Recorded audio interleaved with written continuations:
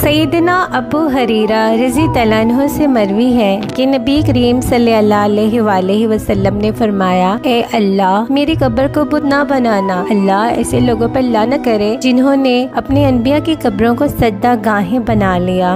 मुस्नद अहमद हदीस नंबर 3339। नबी करीम सल्लल्लाहु अलैहि वसल्लम बशर है, सिर्फ हदीस से सबूत। ए लोगों, मैं तुम जैसा बशर हूँ। सही इब्ने हिबान, सही इब्ने खुज़ैमा। सहाबा रज़ी तआला अन्हु ने अर्ज की, क्या हम आपको सजदा किया करें? आप सल्लल्लाहु अलैहि वसल्लम ने फरमाया, किसी बशर के लिए जायज नहीं कि वो किसी बशर को सजदा करे। मुस्नद अहमद हदीस नंबर 7106। रसूल अकरम सल्लल्लाहु अलैहि वसल्लम ने फरमाया, मैं भी तुम जैसा बशर हूँ। जिन चीजों से बशर तंग होता है, मैं भी उन चीजों से तंग होता हूँ। मुस्नद अहमद हदीस नंबर 1116। रसूल अकरम सल्लल्लाहु अलैहि वसल्लम ने फरमाया, मैं एक बशर हूँ और एक बशर की तरह नाराज भी होता हूँ और राजी भी होता हूँ। सही मुस्लिम हदीस नंबर 6614 6627।